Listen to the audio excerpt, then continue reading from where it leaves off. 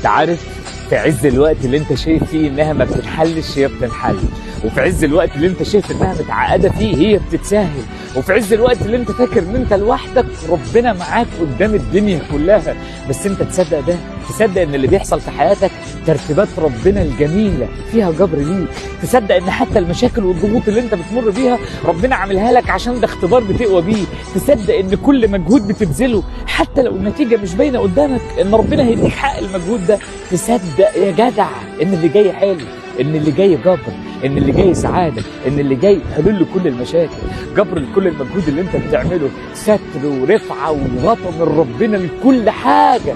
والله العظيم اللي جاي حلو قوي، حلو واحلى واجمل مما تتخيل. السلام عليكم ورحمة الله وبركاته، اخواتي وبناتي، ازيكم عاملين ايه؟ يا رب تكونوا بخير وفي احسن حال. معاكم ام سناء من قناة بيتك اجمل، وراجعه لكم بيوم جديد وفيديو جديد نبدأ فيه بالصلاة على الرسول عليه افضل الصلاة والسلام. حبايب قلبي الغاليين، صباح الخير عليكم، صباح الهنا والسعادة، صباح التفاؤل والطاقة الإيجابية، صباح الرضا والراحة النفسية، صباحكم معطر بذكر الله. عاملين ايه يا بنات؟ وحشتوني جدا جدا والله من الفيديو اللي فات. راجعه لكم النهارده بقى بروتين قوي جدا، وهقول لكم كل التفاصيل والاسباب اللي اخرتني عنكم الفتره اللي فاتت دي كلها. هم سببين، سبب حلو يعني هفرحكم معايا، وسبب تاني مشكله كبيره عايزه اخد رايكم فيها. لازم احكي لكم عليها يعني، وعايزه رايكم. تمام، طبعا هحكي لكم بقى في خلال الفيديو كده. تعالي بقى نشوف النهارده الفيديو بتاعنا وتفاصيل يومنا كده. حبيت ابدا معاكم الفيديو باكتر حاجه بحبها، وهي ان انا افتح الشبابيك كده والبلكونه وندخل كده الشمس والهواء والنور كده والطاقه الايجابيه كده، ونغير طاقه البيت. ويلا نشوف تفاصيل الفيديو بتاعنا ونشوف يومنا ماشي ازاي النهارده يا بنات. وما تنسنيش بقى بلايك وكومنت حلو منك كده، ولو انتي اول مره بتشوفيني خدي جوله في القناه، ولو عجبتك القناه شرفيني باشتراكك وفعلي الجرس عشان يوصلك مني كل جديد. ويلا نبدأ ونقول اللهم صل وسلم وبارك على سيدنا محمد وعلى آله وصحبه أجمعين عليه أفضل الصلاة والسلام. نجهز بقى فطار كده يا بنات، فطار كده خفيف وسريع كده. طبعا كله في المدارس بقى وفي الشغل، مفيش حد معايا، فقلت بقى افطر فطار كده على قدي كده. جبت باتيه كده يا بنات، وقلت بقى كوبايه نسكافيه كده تفوقنا عشان عندنا النهارده شغل كتير. وكنت بقولك دلوقتي على كيس النسكافيه ده يا بنات، ده اسمه نسكافيه بريك. ده مش مقاطع يا بنات، وعلى فكره طعمه حلو جدا، والكيس مركز يعني يا بنات، مش خفيف، ما شاء الله طعمه حلو، وب5 جنيه برضو، سعره حلو جدا يعني. هفطر بقى يا بنات، وهبدا اول حاجه النهارده في يومنا الصاله. عندي الصاله طبعا كنت لسه عاملاها معاكم قريب، بس طبعا كان في قامت كده ايه عاصفه، وطبعا حلوان مشهوره بالجبال بقى طبعا والتراب. فبصوا عايزه اقول لكم الشقه عندي اتملت تراب جدا، بس طبعا مش قادره ان انا اشيل السجاد واشيل بقى ستاير والكلام ده كله. انا هنفض تنظيفه سريعه كده، هتشوفوا معايا.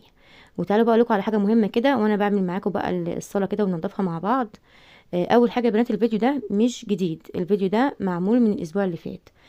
كنت اخر فيديو صورته معاكم بتاع تنظيفات السمك يا بنات، والجمبري بقى والجندوفلي، الحاجات يعني بتاعت شوربه السفود. وكان المفروض ان تاني يوم على طول هينزل الفيديو بتاع التسويه بقى، يعني ان احنا نعمل بقى السمك وشوربه السفود مع بعض. حصل معايا دروب كده طبعا، دي المشكله الكبيره اللي حصلت معايا، هحكي لكم عليها. تمام، فطبعا انا برضو عشان اكمل لكم الوصفه ما تبقاش ايه يعني نزلت تنظيفات وما عملناهاش، لا يعني الفيديو النهارده هنعمل بقى الاكله دي، ونعمل بقى تنظيفات الصاله كده يا بنات، لان كانت العاصفه دي قبل الاكله دي بيوم لما الجو قلب كده. تمام، فهو كده يومي مشي زي ما هو كده يا بنات. يعني الفيديو ده قديم، ان شاء الله انا هنزله معاكم بقى النهارده، وباذن الله نبدا بقى فيديوهاتنا الجديده. تمام يا بنات. اول حاجه زي ما شفت كده، انا نفضت الانتريه كده وشلت الحافظات دي. طبعا هي برضو اللي تحت دي حافظه زي ما انتم عارفين، بس حافظه تقيله. انا يعني بتعامل معاها كانها سجاده، وبحط عليها حافظات خفيفه كده من على الوش عشان ايه تبقى سهل ان انا اشيلها انفضها وان انا ايه اغسلها. تمام، اكمل بقى معاكم الصاله، وتعالى اقول لك كده على اول حاجه، او يعني نقطتين مهمين اللي حصلوا معايا الفتره اللي فاتت دي. هبدا معاكم بالحلو، وهو يا بنات ان انا كنت مشغوله شويه يعني مع سناء بنتي. كنا يعني بننزل كل يوم نجيب حاجات في الجهاز وكده، عقبال يا رب كده ما تجيبوا لحبايبكم وتفرحوا بيهم كلهم يا رب. فطبعا يعني عايزه اقول لكم طول اليوم بننزل نشتري حاجات وبنرجع، ما فيش وقت ان انا اصور اصلا. كان بنات بقى اللي مثلا اللي قاعدين بقى بيعملوا الاكل وبيروقوا كده، فما كنتش عارفه ان انا اصور يعني. تمام، ودي كده يا بنات اول حاجه اخرتني عنكم. طيب تاني حاجه ايه يا بنات؟ بصوا يا بنات، انا عندي مشكله كبيره جدا في القناه، وعايزه رايكم، ولو حد يقدر يفيدني باي معلومه، او مثلا يعرف حد يعرف يحل المشكله دي يقول لي يا بنات. اولا انا متوقفه عن تنزيل الفيديوهات، لان يعتبر حساب القناه بيروح لحد تاني، الارباح يعني. طب ازاي الكلام ده؟ بصوا انا بعاني من المشكله دي من ساعه ما فتحت القناه. انا دلوقتي داخله في 3 سنين، يعني بقالي بالظبط 2.5 سنين فاتحه القناه. اقسم بالله يا بنات ما قبضت منها ولا جنيه. وكنت بقول عشان انا بقطع في الفيديوهات وبغيب. بس لما جيت مثلا كده في اخت من المتابعين لفتت نظري وقالت لي ارجعي كده للفيديوهات القديمه كلها بتاعتك. الفيديوهات شغاله وما شاء الله في مشاهدات حلوه، وفيديوهات كتير عليها الوفات المشاهدات. ازاي ما قبضتش ولا مره لغايه دلوقتي؟ يعني دايما بتابع الفيديوهات الاخيره، مثلا 4 5 فيديوهات الاخيره كده، ابص على الارباح بتاعتهم. القديم كله خلاص مش ببص عليه. تمام. لقيت بقى يعني في فيديوهات كتير جايبه الوفات. فانت بالمنطق كده لو شفتي هتقولي لا دي بتقبض، اكيد بتقبض. تمام. فلو انا مثلا اصلا شغلي مش مجازي معايا او ما يستاهلش ان انا اقبض، فده تعطيل من عندي انا. انما لما يكون انا شغلي كويس وفي مشاهدات وما اقبضش، يبقى كده في حاجه.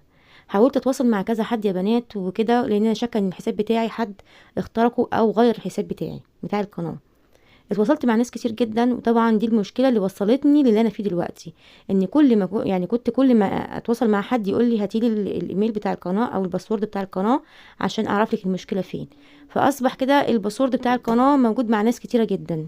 وطبعا يا بنات اي حد كنت بتواصل معاه كان كله بحسابه طبعا. يعني اللي يقول لي عايز 500 جنيه واللي يقول لي عايز 300 جنيه ابعتيهم فودافون كاش عشان احل لك المشكله.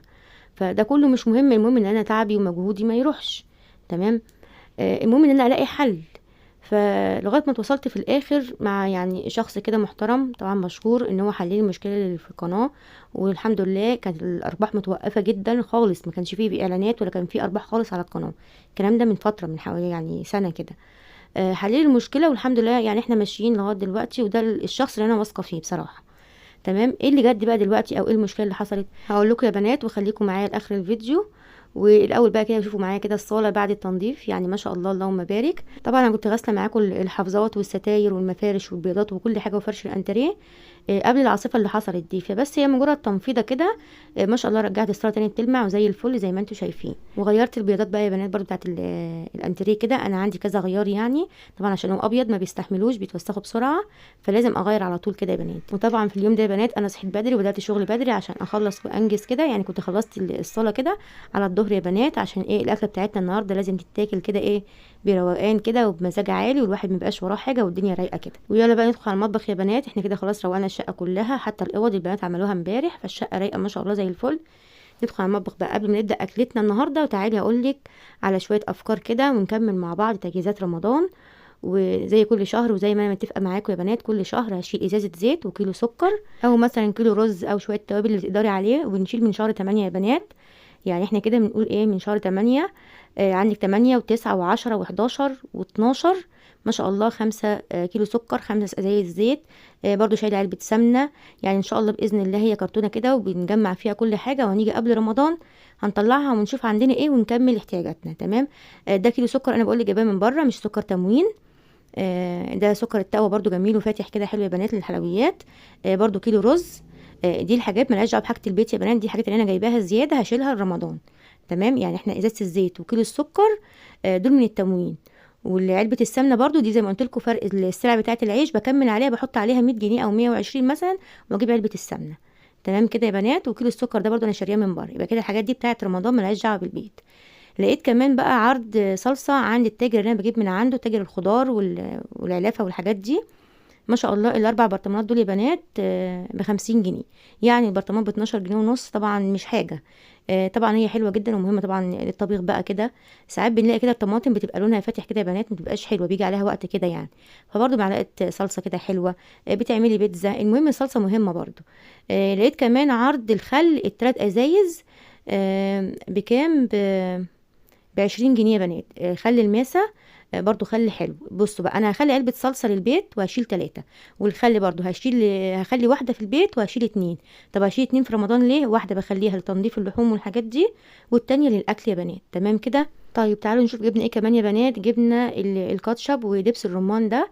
بصوا ازازتين دبس الرمان دول ب30 جنيه، والكاتشب ده يا بنات كان بكام اللهم صل على النبي ب25 او ب30 برضو مش متذكره والله يا بنات. بس المهم ان هو كيلو كاتشب ب25 او ب30.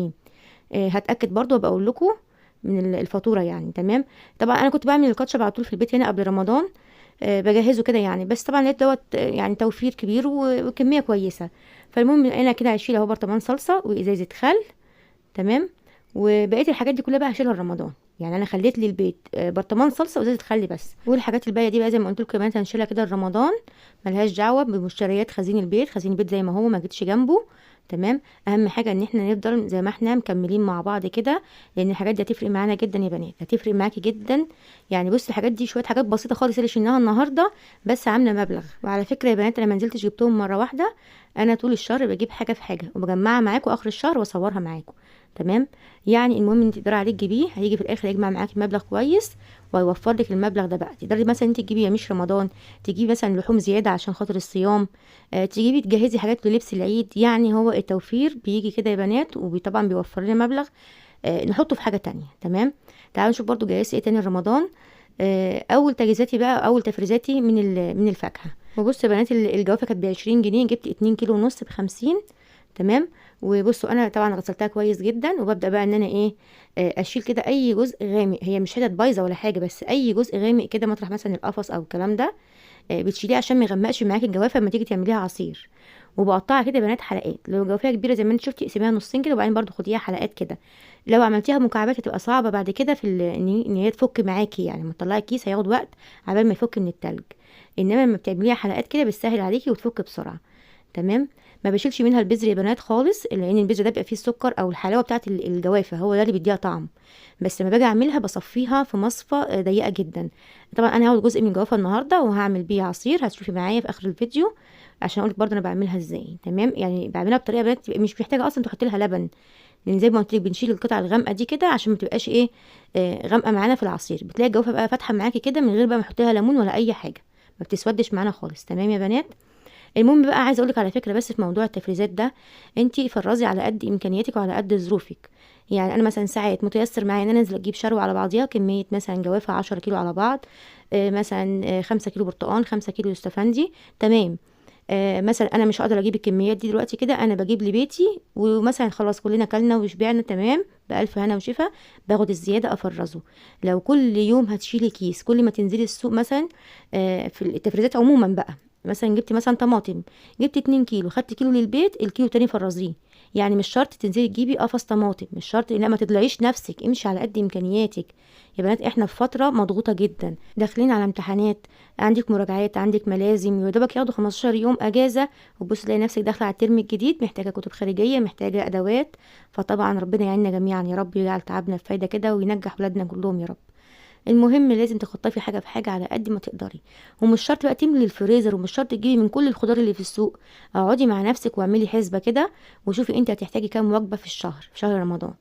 يعني مثلا لو عملتي لك 10 15 كيس طماطم، عملتي لك مثلا كيسين قلقاس، كيسين بسله، كيسين فاصوليا، تمام زي الفل، هيسدوا معاكي. مش لازم تجيبي كميات كبيره وتفرزي للسنه كلها، امشي على قد ظروفك وعلى قد الضغط اللي احنا فيه، ما تضغطيش نفسك زياده. المهم يا بنات انا خليت جزء من الجوافه كده في الشفشه الخلاط عشان اعمله ايه عصير ميكس كده معاكم. هنحط شويه اضافات كده عصاير تانية يعني، ويبقى عصير تحفه. والاكياس دي اللي هشيلها بقى في الفريزر يا بنات. تمام. تعالوا بقى نشوف اكلتنا النهارده كده وافكركم. دي الحاجات اللي انا صورتها معاكم في الفيديو اللي فات، اديكي فكره سريعه كده. ده تنظيف الجندوفلي، زي ما قلنا بننضفه كده تحت الميه جاريه كده عشان يبقى فيه رمل من جوه، لازم يتفتح ويتنضف كويس كده. بالنسبه للجمبري بتشيلي برده كده القشر بتاعه من بره كده، وطلعي سلسله الرمل كده بسلكه السنان يا بنات زي ما انت شايفه معايا اهو. انا بديكي بس فكره سريعه عشان الناس اللي لسه داخله معانا جديد. وطبعا لو عايزه التنظيف بالتفصيل هحط لكم اللينك بتاع الفيديو اللي فات بتاع تنظيفات الاكلات البحريه دي كلها في اول تعليق مثبت. تمام. بس بديكي فكره سريعه كده اهو لتنظيف الجمبري. تمام. وبرده تنظيف الكابوريا برده يا بنات بنضفها بفرشه اسنان تكون مخلينا مخصوص للحاجات اللي زي كده وللسمك، يعني تنظيف الحاجات دي. تمام. هي اللي هتنضف معاكي الفواصل دي، يعني لان طبعا بيبقى كلها حاجات كده مدببه ممكن تعورك يعني وتجرح ايدك، فطبعا الفرشه هتنضف معاكي ومن غير ما تجرح ايدك. دلوقتي بوريك الفرق بين تنظيف السمكيه والسمكيه لسه ما اتنضفتش. وبرده زي ما قلت لك كده هحط لك لينك الفيديو اللي فات اللي فيه التنظيفات كلها عشان لو حابه برده تاخدي فكره كده معانا، وهحط لكم في اول تعليق مثبت يا بنات. خلاص بقى كده الحاجات اهي معايا في مصفى اهيت، خلاص مغسوله تمام زي الفل ومشطوفه وعليها ليمون وكل حاجه وفي مصفى كده. هنبدا اول حاجه يا بنات بالسمك. وتعالي اقول لك على تتبيله السمك كده، شويه توم محترمين كده عليهم شويه ملح وشويه فلفل اسمر وندقهم مع بعض كده. معانا برده طماطمتين كده اهوت طبعا عشان الكميه يعني، مقشره القشر بتاعه من بره وقطعهم قطع صغيره، وبرده حبايتين فلفل رومي كده، عايزه فلفل حار تمام براحتك يعني. التوابل بتاعتنا ايه بقى يا بنات؟ عندك فلفل اسمر، كمون، كزبره ناشفه، وشويه بابريكا، وشويه 7 بهارات كده لو انت حابه برده او متوفر عندك، والملح طبعا. وهندوق بقى كل الكلام ده كله مع بعضه كده. بس طبعا اول حاجه بتبداي بيها بعد التوم، يعني تدوقي التوم الاول بالملح، وبعدين تحطي عليه الفلفل الرومي وتدوقيه مع بعض، وبعدين اخر حاجه الطماطم برضو تدوقيها كده، وبعدين تحطي التوابل عليها وتدوقيها برضو، وبعدين الليمون تمام. ولو حابه برضو تحطي شويه خل تمام مفيش مشكله، بس الليمون بيغني يعني يا بنات. نقلب بقى كل الكلام ده كله مع بعضه. طبعا انت حابه تعمليه في الكبه تمام، بس انا مش بحب اعمل دقه السمك في الكبه يا بنات، وبالذات ان هي كميه قليله. يعني انا مثلا مش عامله تجهيزات شهريه مثلا وبعمل كميه تتبيلات كتيره، ممكن دي اعملها في الكبه تمام. بس هي مش مستاهله، وبحس ان الهون يعني بيطحن معايا حاجه احسن، بيديني القوام اللي انا عايزاه، مش بيعصرها معايا تمام كده يا بنات. هنتبل بقى السمكيه كويس كده، واهم حاجه تتبلي معاكي الراس تمام. حتى لو هي مش بتتاكل زي ما قلت لكم قبل كده، انا يعني احنا مش بناكل الراس، بس انا لما بشيل الراس بحس ان السمكيه فاضيه، تحس ان الراس دي هي اللي تمسك السمكيه تمام. وبرده عشان بيبقى فيها دم كتير ومكان الخياشيم وكده، فطبعا بنضفها كويس جدا وبنحط لها برده من التتبيله كويس. سبت بقى السمك يتبل كده وياخد وقته كده ويشرب من التتبيله، وتعالوا بقى نعمل احلى شوربه سيفود. بصوا يا بنات، هتجيبي حله بقى شويه زيت كده ومعلقه سمنه او معلقه زبده، وتنزلي عليهم بقى فصين توم مفرومين كده تمام، ونشوحهم كويس. وبعدين ننزل بقى بشويه كزبره ناشفه كده يا بنات، ونقلب برده، وننزل على طول بقى باول حاجه معانا السمك الفيليه والكاليماري والسبيط. دي اول حاجه تنزلي بيها تمام. وتقلبي بقى كويس كده برده لما يشربوا كده من التومه، تشوحوا بقى معانا كده يا بنات وتغلفت كده. نبدا بقى ننزل بالكابوريا يا بنات تمام، وبرده نسيبها 5 كده، ما تقلبيش على طول. وبصي تقليبه بسيطه كده من الجنب ده ومن الجنب ده كده وبس، ما تقلبيش بقى تاني. طبعا نقلب ازاي؟ نقلبي بالحله كده، يعني تمسكي الحله كده وتقلبي كده زي ما انت شايفه، ما تقلبيش طبعا بالمعلقه، عشان لو قلبتي بالمعلقه هتتكسر معاكي. وتبداي تقلبي كده لحد ما لونها يتغير. بصي بقت لونها اورنج كده يا بنات ازاي. بصوا بقى، دي معلقه كانت فاضت معانا من تتبيله السمك، خدتها كده قلت اطعم بيها برضو المكونات بتاعتنا يعني تمام. نفضل بقى نقلب زي ما انت شايفه لحد ما تلاقي كل الكابوريات كلها اللي موجوده كلها بقت لونها اورنج زي ما انت شايفه كده، اللون الغامق بتاعها ده كده راح خالص. ننزل بقى في الوقت دوت بايه يا بنات؟ بالجندوفلي او بلح البحر تمام. وبرده هنقلب، اوعي تقلبي بالمعلقه، هتقلبي بنفس الطريقه كده يا بنات، لان برده بلح البحر ما بيستحملش او الجندوفلي ما بيستحملش، بيكسر بسرعه من بعضه. اخر حاجه هنحطها معانا الجمبري تمام، ومعاها الكابوريا المفرومه. كده كده الكابوريا المفرومه دي يا بنات بتدوب في الشوربه وما بتبقاش موجوده خالص، بس بتبقى مديها طعم حلو جدا للشوربه. طب الجمبري بحطه ليه اخر حاجه؟ عشان السوا بتاعه ما يزيدش يا بنات. الجمبري لو السوا بتاعه زاد بتلاقيه يشد معاكي كده زي الكاوتش كده، ما يبقاش طعمه حلو خالص. فما بنحطوش في الاول خالص، يا بنحطه في الاخر كده. وبقطع بقى عليهم بصلايه كده بخرطها مكعبات صغيره كده يا بنات، وبقلب برده بنفس الطريقه تمام. كده يا دوبك على بال بس ما نحط لها اللبن بتاعها وتغلي غلوه، يبقى كده الجمبري السوا بتاعه مظبوط. طب التوابل بتاعتنا ايه بقى؟ حطي بقى الملح وفلفل اسمر وكمون وشويه كاري وشويه كركم ماشي، هيديكوا لون حلو جدا للشوربه تمام يا بنات. وطبعا لو عندك 7 بهارات تمام ماشي حطي، وقلي برده كل الكلام ده كله مع بعضه. وباكد عليكي تقلبي بالحله كده، ما تقلبيش بالمعلقه، عشان لو قلبتي بالمعلقه كله هيتكسر ومش هتبصي تلاقي في حاجه في الشوربه، هتلاقي الجندوفلي ده او بلح البحر فاضي من جوه. المهم بقى بعد ما قلبت كله بالبصل كده يا بنات، نزلت باللبن، وده هحط كيلو لبن يا بنات على الكميه اللي انت شايفاها دي، كيلو لبن. وهزود ميه تمام، هتشوفي دلوقتي كده هزود الميه. وعايزه اقول لك نقطه برضو انا قلتها في الفيديو اللي فات، ان لو الحاجات دي طبعا مكلفه، انا كل شهر بجيب حاجه لحد ما اجمع المكونات بتاعتها وبعدين بعملها. المهم ان ندوق عيالنا كل الاكل اللي موجود وكل الحاجه اللي موجوده، عشان ما يبقاش نفسهم في حاجه، او مثلا يكون في حاجه هم مش عارفينها تمام. عايزه اقول لك الطريقه دي تحفه جدا. عندنا محل مشهور جدا في حلوان بيعمل اسماك وسي فود، عندي والله كل اللي يدوق الشوربه دي يقول لي احلى من بتاعه المطعم فلان، احلى من مثلا اللي بيعملها فلان، ما شاء الله اللهم بارك يعني. وبرده هي غاليه او مكلفه، بس بالنسبه اللي بتجيبيها جاهزه من بره تكلفتها عاليه جدا بره، وطبق صغير جدا ومبلغ كده محترم يعني. شوف احنا عملنا ما شاء الله حله قد ايه. المهم بقى نظبط الملح بتاعها كده ونسيبها كده، ومجرد ما هتغلي معانا غلوه واحده تقلب بس كده، مش يقلب يعني من الجناب كده، بص تلاقي في فقاقيع كده، تطفي عليها عشان الجمبري ما يزيدش السوا بتاعه ويتهري معانا تمام. ده كده بالنسبه للشوربه يا بنات. تعالوا بقى نقلي السمك بتاعنا. وبصي بقى الكفر اللي انا بعمله للسمك، كوبايه دقيق ونص كوبايه فيجيتار ومعلقتين نشا، عشان يبقى السمك معاكي مقرمش حلو كده، ما يبقاش طري خالص كده وكله زيت تمام، وشويه كركم. الكركم بقى بيدي لون حلو جدا. هنقلب كل الكلام ده كله مع بعضه ونحط السمكيه كده. وانا بحب افتح السمكيه كده ايه، بصي فتحتين كده من كل ناحيه عشان تستوي من جوه يا بنات، ما تلاقيهاش قرمشت من بره كده واتحمرت ومن جوه لسه نيه. تمام، نقلي بقى السمك واكمل معاكم موضوع يا بنات قبل الفيديو ما يجري مني، لان بجد الموضوع ده عامل لي مشكله كبيره جدا. ايه بقى اللي جد الايام دي يا بنات بالنسبه للمشكله اللي في القناه، ان الفيديوهين الاخرانيين ما كانوش عايزين ينزلوا، كل ما ينزلوا يبقى في مشكله ويتمسحوا تاني.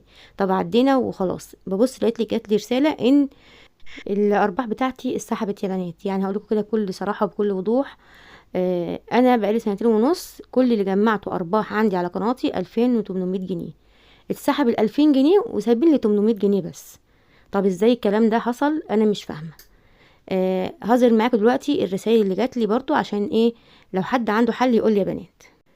طبعا انتوا اخواتي واكيد الموضوع يخصكم ويهمكم يعني يا بنات، يعني القناه دي بتاعتكم. فدي اول رساله كده جات لي يا بنات. انا فوجئت كده ان الارباح اتسحب منها ال 2000 جنيه. تمام، طب ايه السبب وليه وكده، وحاولت ابحث او اعرف. ببص جات لي الرساله التانية دي، وبتقول ان احنا لاحظنا مؤخرا تغيير حسابك على حساب ادسنس يعني، ولن يعود بامكانك الاطلاع على دفعاتك السابقه.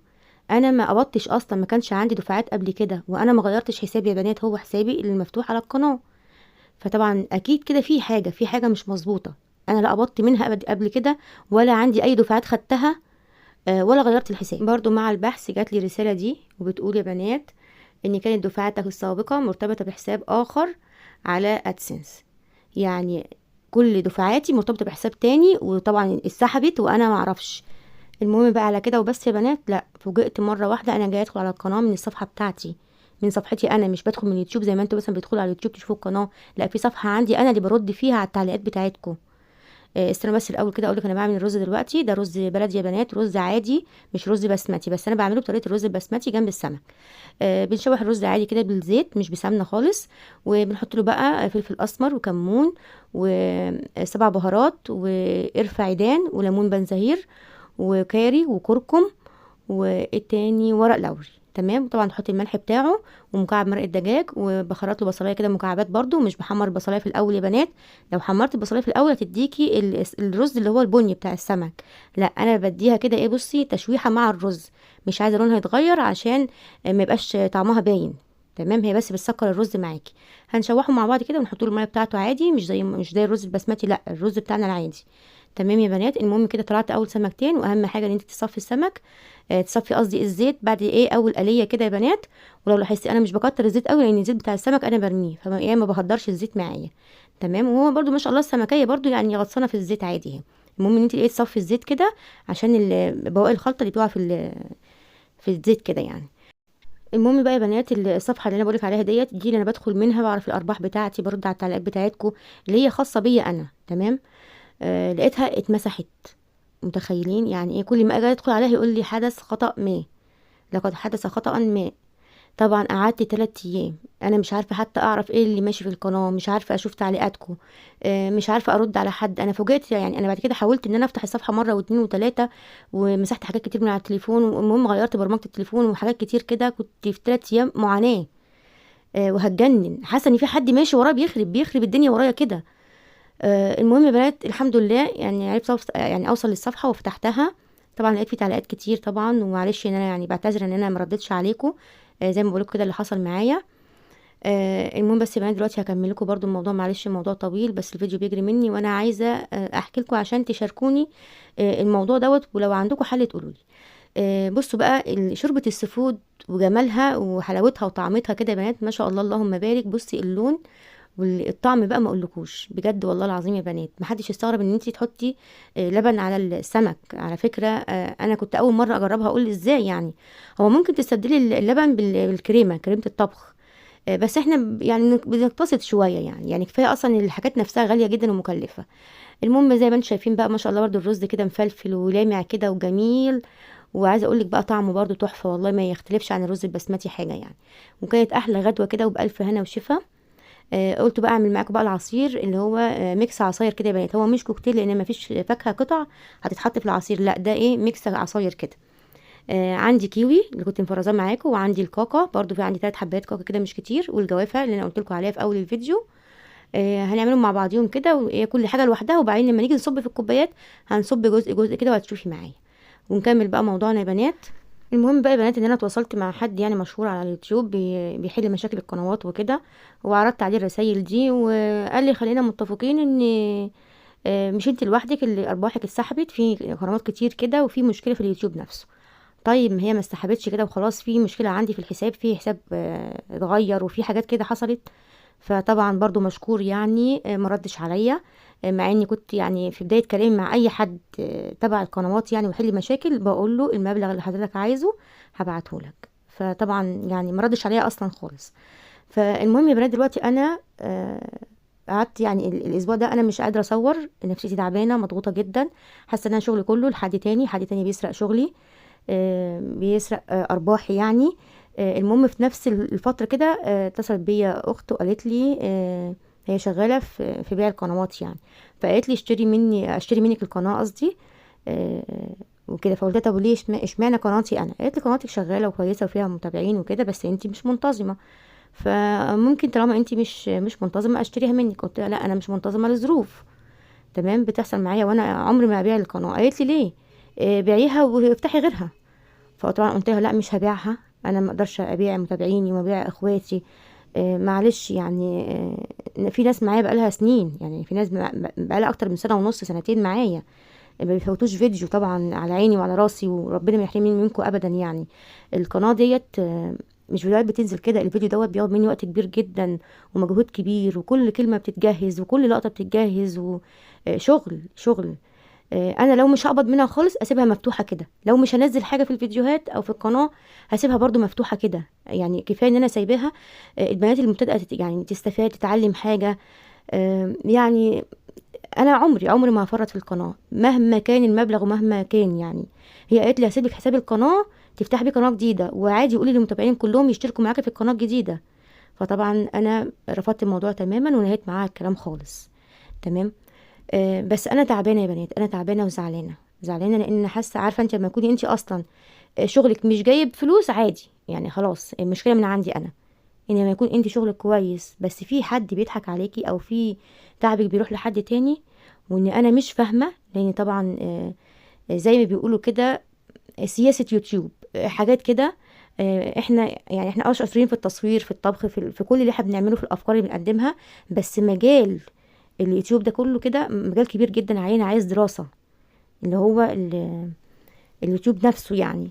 فممكن حد مثلا الله اعلم الله اعلم عشان ما اظلمش حد من اللي كانوا متابعين القناة عندي مثلا وبيحلوا لي المشاكل اللي في القناة، ممكن يكون اخترق الحساب غير الحساب، الله اعلم. بس المهم دلوقتي انا مش عارفة اعمل ايه، بس انا مش هقطع، انا هستمر وهنزل معاكم، وعلى الله على الله في ارباح ما فيش ارباح انا مش عارفة، انا مش قادرة ان انا ما كملش معاكم. انا الفتره اللي قعدتها دي كده انا بقعد والله العظيم اكلم نفسي كاني بكلمكم، اقسم بالله العظيم مش هين عليا ان انا اقفل القناه، مع ان عندي يعني اللي حواليا كلهم قالوا لي اقفلي القناه خالص خالص وابداي قناه جديده، عشان مش عشان ارباح، عشان محدش يسرق ارباحك، يعني يبقى حساب جديد خالص وكل حاجه فيها جديده تمام. محدش يبقى عارف حساب القناه بتاعتي ايه او رقم الحساب بتاعي ايه، عشان اتخلص من كل المشاكل دي كلها ويبقى حساب جديد خالص. برضو انا مش قادره ان انا امسح كل الفيديوهات دي، مش قادره ان انا يعني انهي القناه كده وتعبي اللي راح ده كله. او بيقول لي مثلا برضو ابيعها يبقى انا استفدت منها احسن ما انا ما قبضتش خالص، برضو انا رافضه المبدأ ده خالص. المهم يا بنات لو حد عنده حل او كده يقول لي اعمل ايه. ومعلش انا تقلت عليكم، بس انتوا طبعا انتوا اخواتي ومتابعيني ولازم تبقوا عارفين ايه اللي بيحصل معايا وغيابي عنكم بسبب ايه. ولو حد يقدر يساعدني باي معلومه يا بنات او بيقول لي اعمل ايه ما تبخلوش عليا. وكده الفيديو بتاعنا خلص النهارده يا بنات، اخر اليوم كده عملت بقى شويه عصير زي ما انتم شايفين ما شاء الله، وعملت جنبيهم شويه فنكوش كده والوان حلوه كده. واتمنى يكون الفيديو عجبكم، ودمتم في امان الله ورعايته، والسلام عليكم ورحمه الله.